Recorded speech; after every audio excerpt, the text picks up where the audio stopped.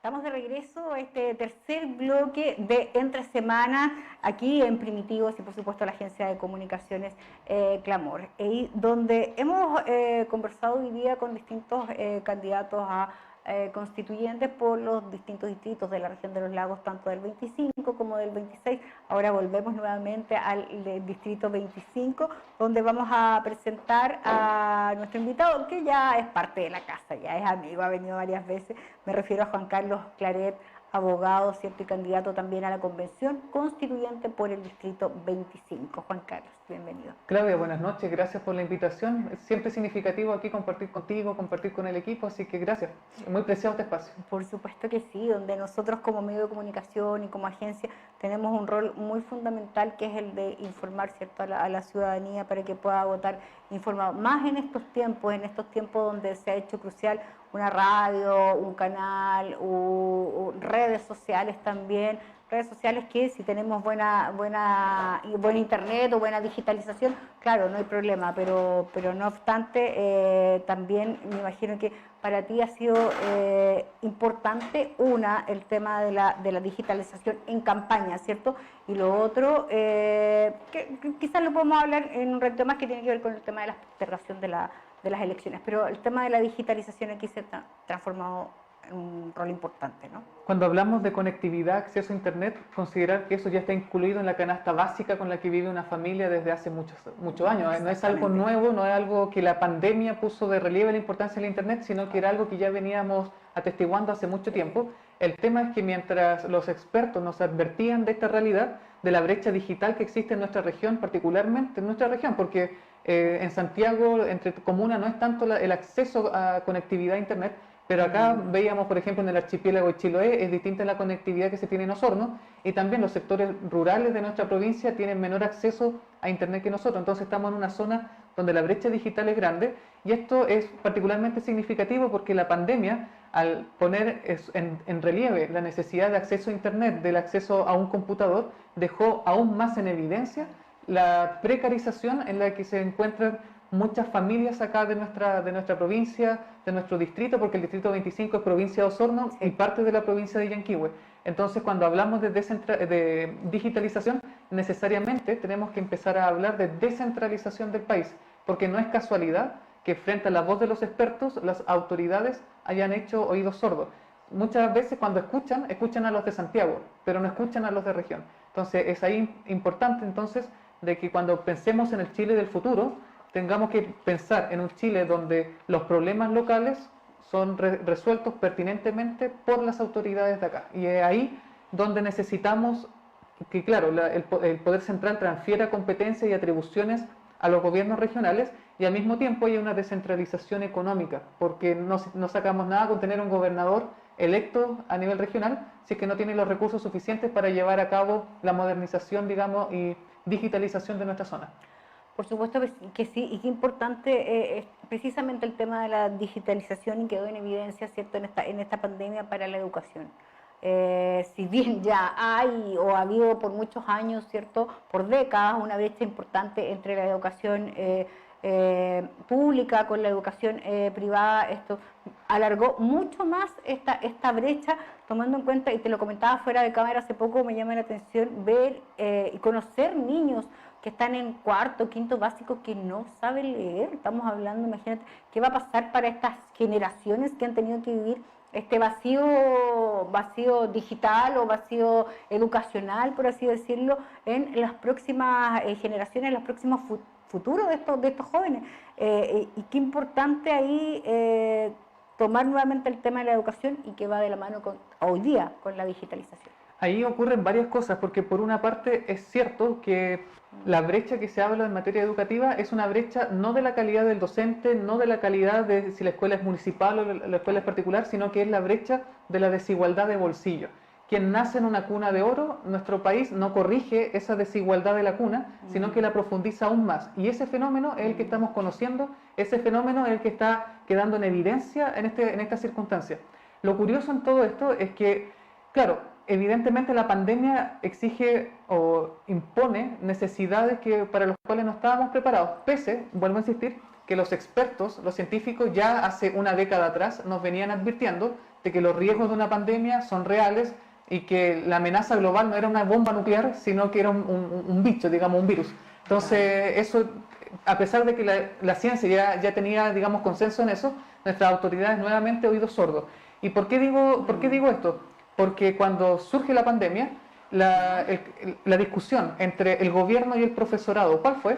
No fue si es que cómo en casa se puede aprender de manera lúdica. Por ejemplo, matemáticas, bueno, si uno se va a quedar en casa y va a estar un niño, bueno, que aprenda matemáticas cocinando con el papá, con la mamá. Entonces, en vez de discutir, bueno, cuáles son las herramientas pedagógicas que están a libre disposición para que el profesor canalice esa experiencia, en vez de escolarizar simplemente, en vez de dar esa discusión, fue la discusión entre autoridades y profesorado, fue si estábamos o no estábamos de vacaciones. O sea, nuevamente una visión cortoplacista, donde en lugar de ponernos o poner en el foco la educación de las niñas, niños y adolescentes, fue finalmente quien tenía razón. Entonces yo creo que particularmente el principal desafío que vamos a tener como constituyentes es precisamente sentarnos en una mesa a tender puentes y no darnos gustitos personales de quién tenía razón y por qué yo en campaña dije el mejor discurso. Yo creo que esa sería una oportunidad desaprovechada con un costo humano muy grande. Entonces yo creo que en materia de educación sobre todo tenemos que ser capaces de sentarnos con todos los actores, pero para pensar los desafíos de futuro y no mirarnos el ombligo. ¿Tú crees que en estos 9 meses, digamos, que se tiene que se tiene supuestamente para escribir esta Constitución, más una prórroga de 3 meses, se va a poder lograr este consenso entre los 155 convencionales constituyentes, tomando en cuenta la diversidad de candidatos que hay por lo demás, que no es malo, pero donde pueden haber discusiones que incluso, no sé, es peor que las que escuchamos en el actual Congreso? Mira, yo creo que ahí es importante que la gente comprenda que son ustedes quienes tienen el sartén por el mango.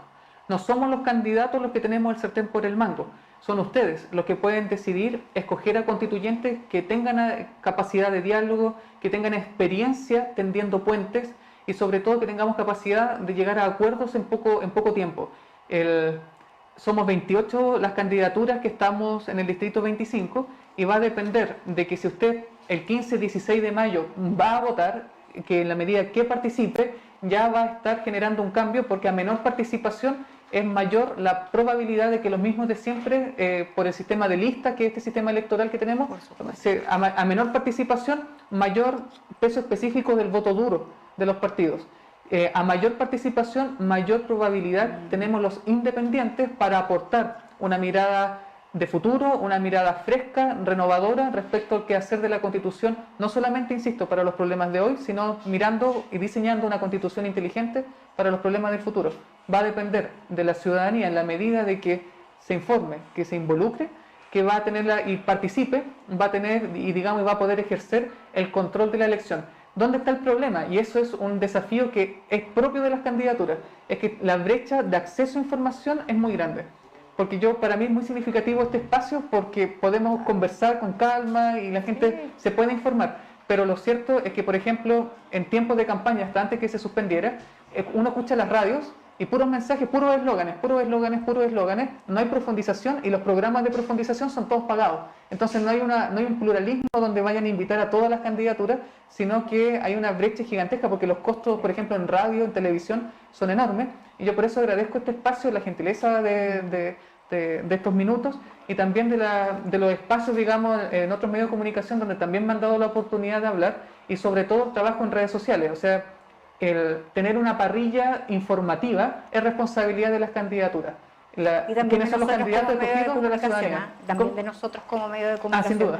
Es muy importante porque yo creo que todos queremos que a este país le vaya mejor, por supuesto, y que mejor con este nuevo paraguas que pretendemos, a través de ustedes, por supuesto, de los candidatos, de los convencionales constituyentes, poder redactar esta nueva Carta Magna. En ese sentido, bueno, hablabas tú del tema de los costos, ¿cierto?, que tienen que aplicar ustedes en materia comunicacional también, sobre todo en estos tiempos donde precisamente los medios de comunicación se han transformado en un medio importante para que ustedes puedan transmitir a través de estos diales, etcétera, sus propuestas. ¿Cómo tomas tú la postergación de de las elecciones, o sea, me imagino un cansancio físico, psicológico, económico, mental también, a todos nos encontró, pero claramente también aquí hay un tema que la salud está por sobre todas las cosas, pero también me imagino que para usted ha sido complejo, ¿no? Cuando me encontré ante la disyuntiva de que, bueno, estar a favor o en contra de la postergación, yo creo que éticamente lo que correspondía era estar a favor de los funcionarios de la salud, porque el estrés en el que están los funcionarios, el sistema hospitalario, público y privado, está en un nivel de estrés gigantesco y la gente no puede estar muriendo por falta de acceso a camas, por falta, digamos, de acceso a especialistas. Por lo tanto, si bien uno como candidato, uno dice, bueno, pudimos haber salido antes, lo cierto es que uno asume el desafío, sabiendo que la cuesta está mucho más empinada ahora con la postergación. Yo creo que tiene que primar la vida, tiene que primar el cuidado de cada uno de nosotros, pero asumiendo también de que la campaña se tenía que suspender porque no podíamos ser los candidatos, los vectores del virus. O sea, somos 28 candidatos a constituyentes, 60 y tantos a concejales acá en la comuna. Y claro, uno tenía permiso de campaña, o sea, aparte del candidato, eran 3 personas más que tenían permiso, digamos, para salir. Entonces, multiplique 4 por 28, multiplique 4 por 60 y tantos candidatos, entonces éramos como 1000 personas recorriendo las calles, entonces era evidente de que las campañas también tenían que suspenderse si la propagación del virus es lo que se quiere frenar. Pero el problema está que para los independientes, económicamente hablando, se nos hace aún más difícil, porque en este tiempo, hasta el 29 de abril, que son días previos a la elección, no podemos recibir aportes de campaña, no podemos tener gastos de campaña, salvo que es pagar las deudas ya contraídas. Entonces yo conozco, no es mi caso, porque lo que he hecho lo he ido haciendo, digamos, a medida que tengo ingresos, comprometo un gasto, si no, no. Y lo cierto es que muchas candidaturas independientes, particularmente en Santiago, y he conversado con ellos, solicitaron créditos a los bancos para comenzar a pagar inmediatamente después de la elección de abril, y esa hay que pagarlo. Entonces, y esos candidatos no tienen los recursos, pero el banco ya les está cobrando y no tienen los ingresos y no pueden legalmente tener ingresos. Entonces el escenario para los independientes es bastante desolador, pero tengo la confianza de que vamos a prevalecer, y por eso dije, hay que continuar igual.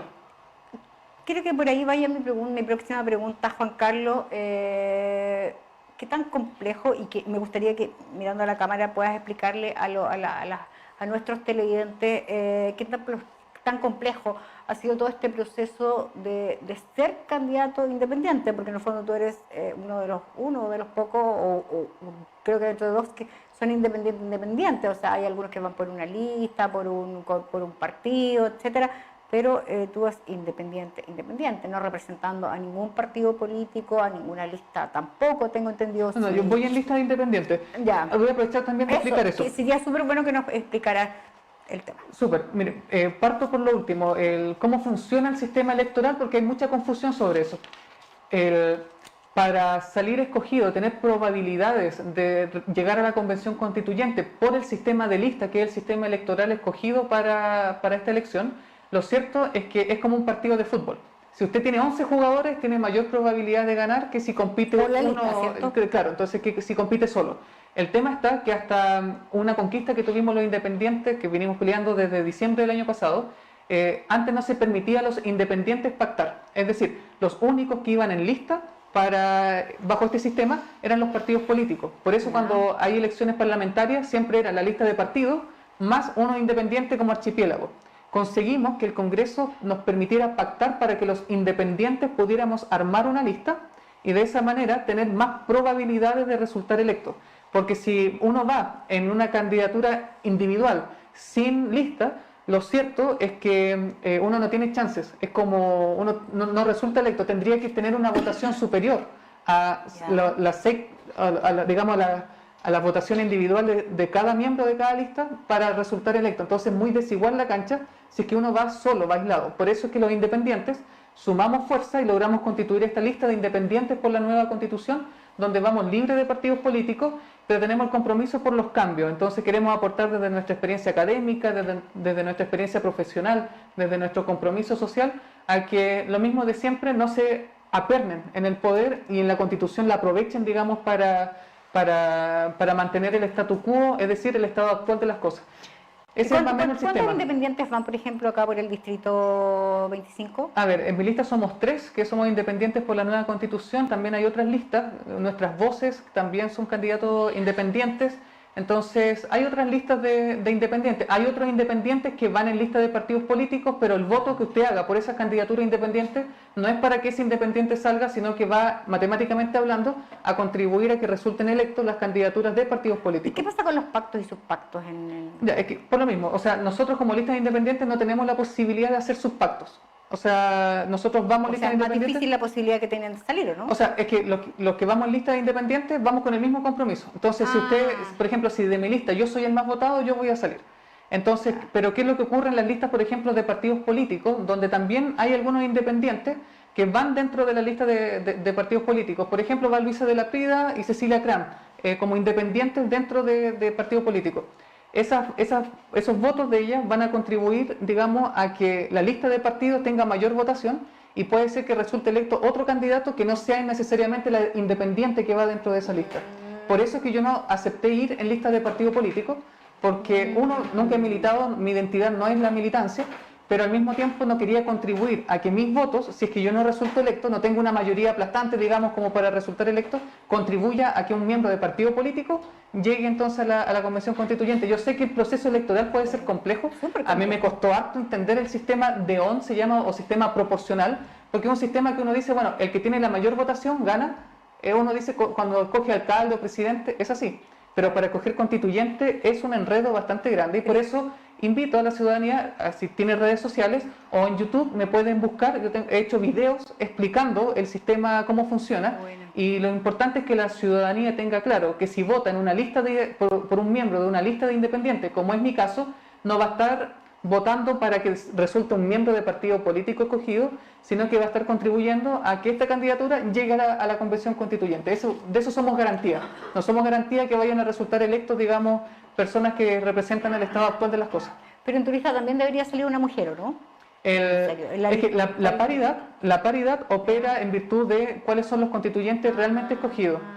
Ahí es otro caldo de cultivo. ¿Por qué? Porque, por ejemplo, con los escaños reservados. ¿Ya? Los escaños reservados son 17, pero 7 son del pueblo mapuche. Y la paridad no va a operar por distrito, sino que va a operar por los 7 a nivel, digamos, del pueblo mapuche. Entonces puede ser que, por ejemplo, aquí claro, puede ser que aquí salga, por ejemplo, escogido un hombre, pero si de los 7 escaños entregados al pueblo mapuche, los hombres están sobre representados, van a tener que el de acá ceder el cupo, digamos, para que salga la mujer que tenga la siguiente mayoría, que puede ser que tenga una cantidad de votos mucho menor, pero ella va a resultar electa. O sea, es un verdadero despelote, digamos, en un canto de cultivo, entender. Sí. Aquí, de hecho, en los videos, en las cápsulas informativas que he hecho, trato de explicarlo como con pizarra, porque mentalmente es complicado imaginárselo. Pero a lo que voy, lo importante es que la ciudadanía tenga certeza de que a la hora de votar por una lista de candidatos independientes a la constituyente, como somos los de independientes por la nueva constitución, no le va a estar entregando su voto para que finalmente sean otros los que resulten escogidos, sino que somos garantía de no solamente tener este compromiso social y hacer con responsabilidad y seriedad nuestras cosas,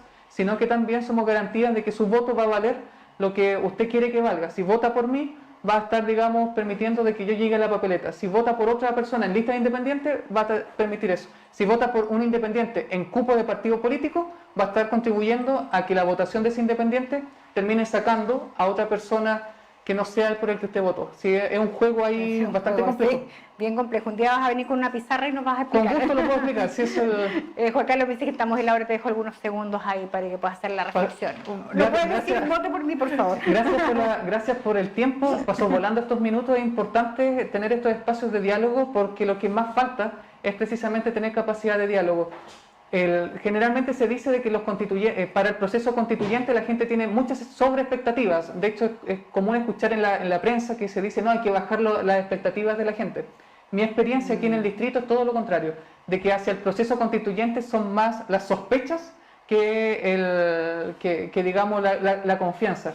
Y lo cierto es que como candidato a la constituyente, mi intención es contribuir a que esta confianza se pueda restablecer entre quienes toman las decisiones y entre las personas que escogen a las autoridades.